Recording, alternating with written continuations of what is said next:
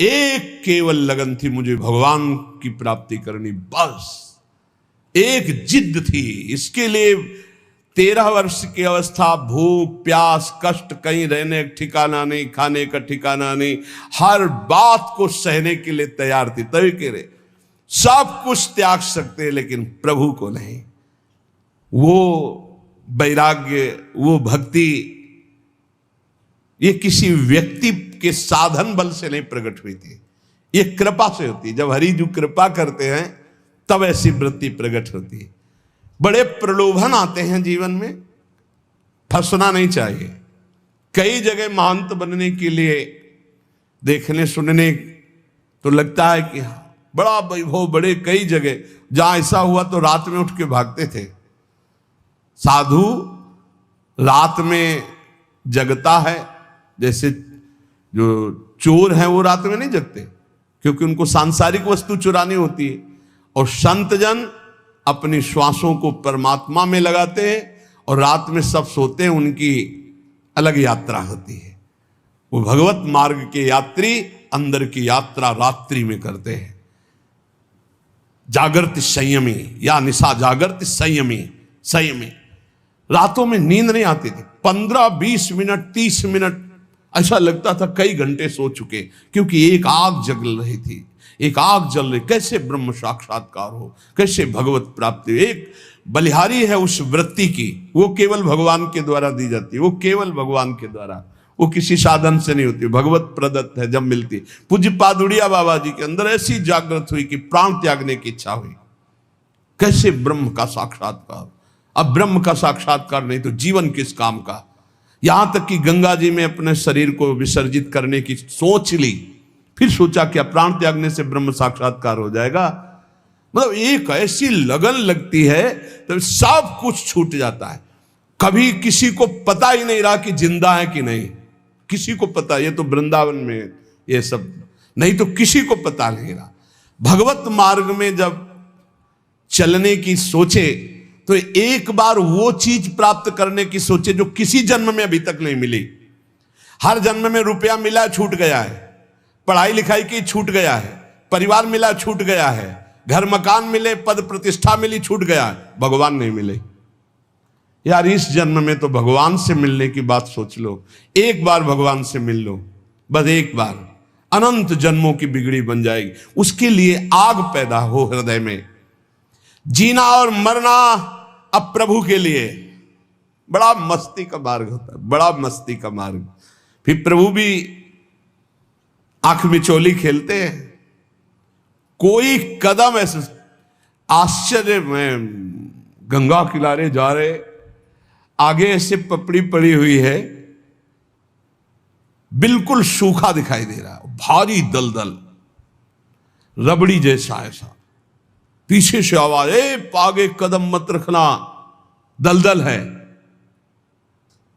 वैसे एक छड़ी ऐसे डाले, एकदम पपड़ी हटी, एकदम रबड़ी जमका बुद्धू। पीछे देखा कोई व्यक्ति नहीं। हे करुणा निधान, आप सत्य है, जहां जहां मेरा भक्त चलता है मैं पीछे पीछे उसके रहता। अनुब्रजाम में हम नित्यम, मैं पीछे पीछे नित्य रहता हूं उसके। जहां जहां मेरा भक्त पग धरे वहां वहां रखूं हाथ, पीछे पीछे मैं फिरूं, कभी न छाड़ू साथ। कदम कदम पर प्रभु का प्यार। जीना मरना केवल अब प्रभु के लिए। थोड़ी लगन लगाओ, थोड़ी चाह पैदा करो। देखो एक बार युद्ध करके राज सिंहासन पर बैठ गए, अब मौज, अब आनंद लीजिए प्रभु के अनुराग का, प्रभु की कृपा का, प्रभु के दुलार का आनंद लीजिए। मौज का मार्ग तो ये, मौत का मार्ग ये है। संसार में बार बार जनो, बार बार, अब बोलो कितना कष्ट। अब स्मृति खत्म हो जाए, मान लो एक्सीडेंट हो, गिर जाए, स्मृति खत्म, अब खत्म, मैं कौन कहा। हाथ पैर टूट जाए, न चल सकते हैं, जबान कट जाए, न बोल सकते हैं, आंख फूट जाए, नहीं देख सकते, यहां खत्म, सिस्टम ही खत्म। छोटी छोटी नस नाड़ियां ऐसी हैं कि वो किसी तरह खराब हो जाए तो खत्म, मैं कौन कहा कर लो, सब खत्म। ये पंचभूत बिखरेंगे। ये जो शरीर बना ना, स्पष्ट अजीब मिट्टी है, मिट्टी वायु, अग्नि, जल, आकाश, इन 5 से ढांचा बना है। क्षितिजल पावक गगन समीरा, मिट्टी है इसमें।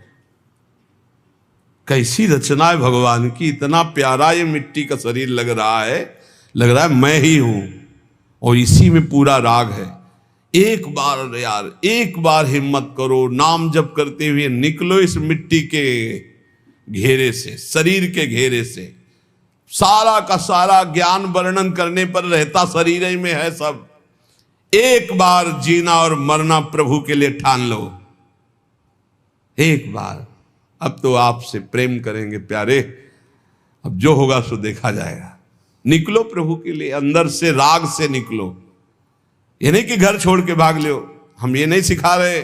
राग छोड़ के, अंदर से, संसार से राग छोड़कर श्री कृष्ण से अनुराग कर लो।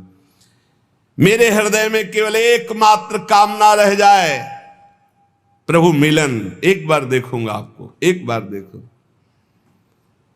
जैसे ऐसे गर्मी हो रही ना, तो जब गंगा किनारे जहां कुत्ते लाशों को खा रहे, घोर वैराग्य की स्थिति अंदर रहती, ये है शरीर, ये शरीर का अंतिम परिणाम है। बस रात दिन ऐसी धूप में भी गंगा किनारे बैठ करके धारा के नजदीक बहुत आनंद मिलता है, क्योंकि धूप का ज्यादा प्रभाव नहीं पड़ पाता।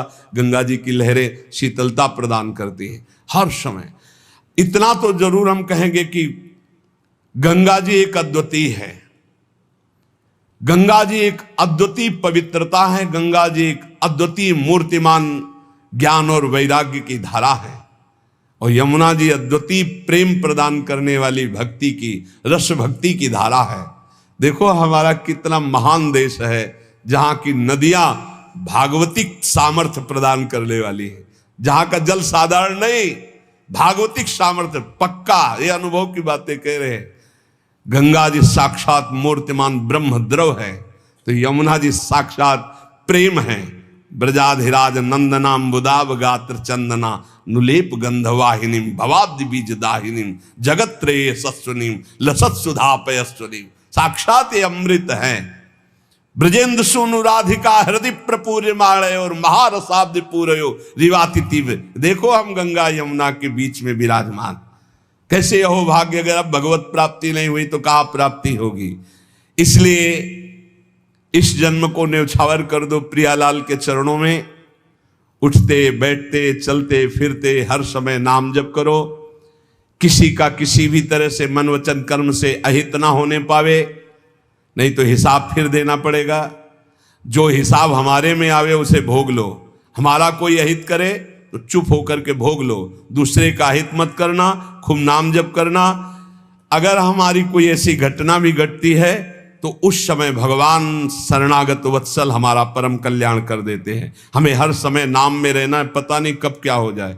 बात बिल्कुल हमारे बात को समझिए।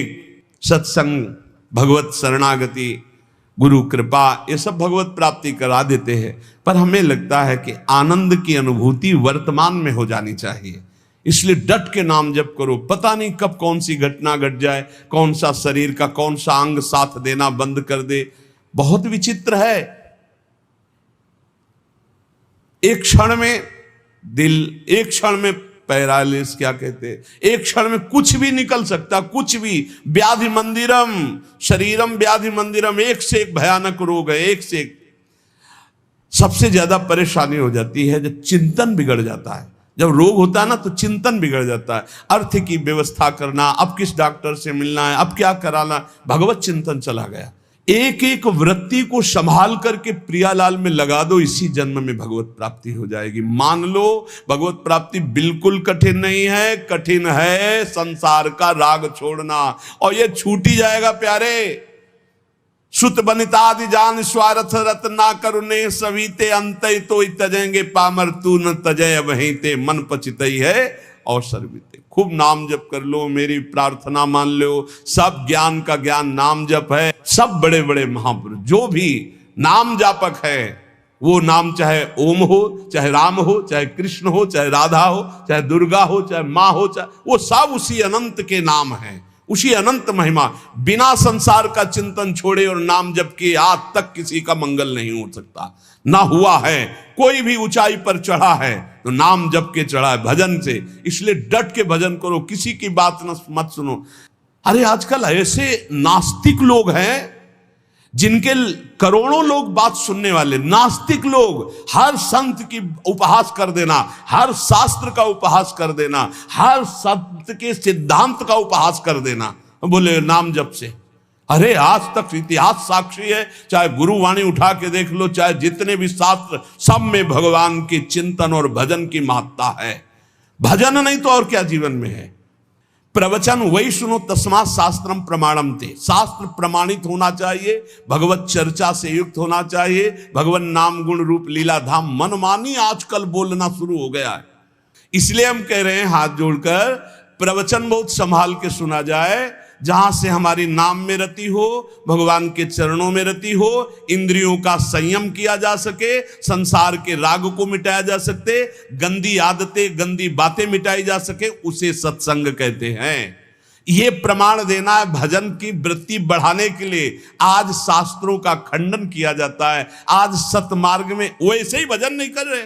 इसलिए भाई विश्राम, आनंद आज तक शास्त्रों में जहां मिला है वो भगवान के नाम में, भगवान के धाम में, भगवान के चरण में, भगवान की गाथा कथन श्रवण में। आजकल का ऐसा चल रहा है, अब चूंकि पता नहीं था ना हमें तो अपनी धुनी में थे, आज हमें पता चलता है भगवान के साकार उपासना की अवहेलना, भगवान की श्री विग्रह की आराधना की अवहेलना, भगवान नाम की अवहेलना, भगवत धाम की अवहेलना। पता नहीं कहां से ज्ञान प्रकट हो गया नया। अब ज्ञानी कहें कि अज्ञानी कहें, अब पता नहीं इनको। इसलिए भाई प्रवचन से बचो। आज प्रवचन एक हमें भटकाव की तरफ ले जा रहा है, जो हमारे सत्य सनातन धर्म से बिल्कुल विलग करता चला जा रहा है, बिल्कुल नाटक होता चला जा रहा है। हम निंदा नहीं कर रहे, पर हम बचाव पक्ष की बात कर रहे कि सत्संगियों बचो, बचो। आज केवल मनोरंजन हो रहा है, आज केवल दिखावे की बातें हो रही। कोई बिरला ऐसे जो भगवत मार्ग में चलना चाहता है, नहीं तो थोड़ी देर मनोरंजन हो जाए, चलो चलते हैं, तो बस। ये शास्त्र मनोरंजन के लिए नहीं, ये भगवत प्राप्ति के बहुत कीमती समय, बहुत शांत।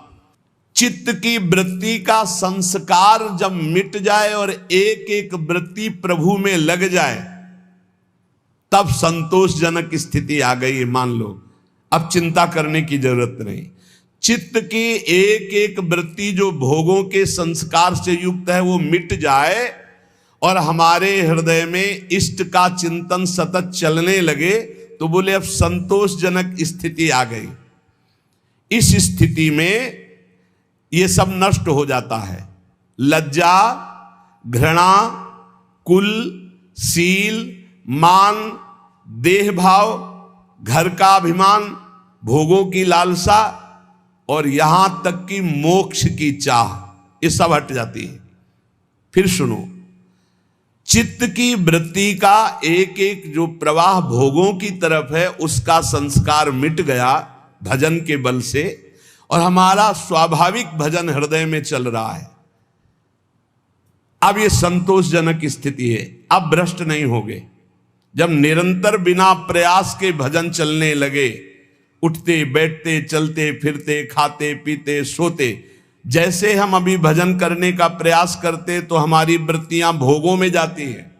भजन के बल से जब वो प्रवाह मिट जाए और स्वाभाविक वृत्तियां भजन में जाने लगे, तो बोले ये संतोषजनक स्थिति है।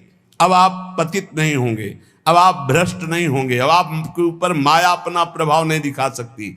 तो ये चीजें नष्ट हो जाती हैं। ये जितनी बातें हैं, ये अगर ये नष्ट नहीं हुई तो अभी आपका निरंतर भजन नहीं चल रहा, अभी संतोषजनक स्थिति नहीं है। क्या? लज्जा। तिलक लगाएंगे, कंठी बांधेंगे, लोग क्या कहेंगे? हे, शर्म करने की ये बात है। लोग यही तो कहेंगे कि बड़ा भगवान का भगत बनता है। ये कोई बुरी बात थोड़ी, ये तो मेरा सम्मान है। इतने बड़े भगवान के दासत्व से युक्त मुझे भक्त कहा गया, ये कोई निंदा की बात है? बोले नहीं, लोग कहते हैं कि अरे तो बड़े भगवान के भगत बनते हैं, देखो तिलक लगाए, कंठी लगाए, तो ये निंदा की बात है कितनी बुद्धि खराब है तुम्हारी।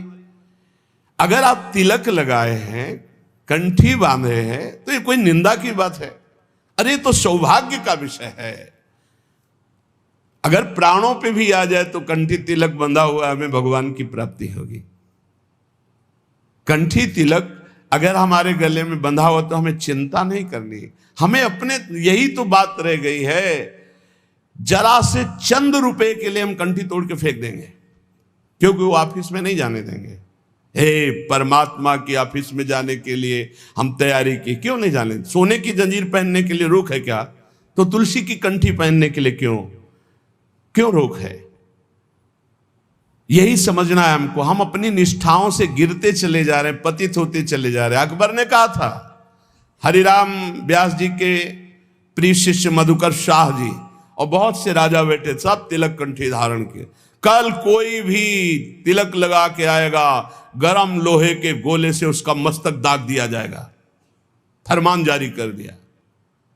तो जो कमजोर हृदय के थे उन्होंने कहा, अरे भाई तिलक नहीं लगाएंगे, जय दिन तक ये बादशाह है, दरबार में बिना तिलक के चले जाएंगे, कौन प्राण दे।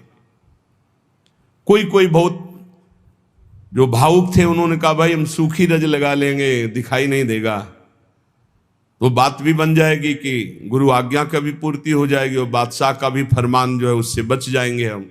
मधुकर शाह जी ने सोचा, ये अखिल कोटि ब्रह्मांडों के बादशाह के दासत्व का तिलक है, गुरु जी ने दिया है, और ये एक मुल्क का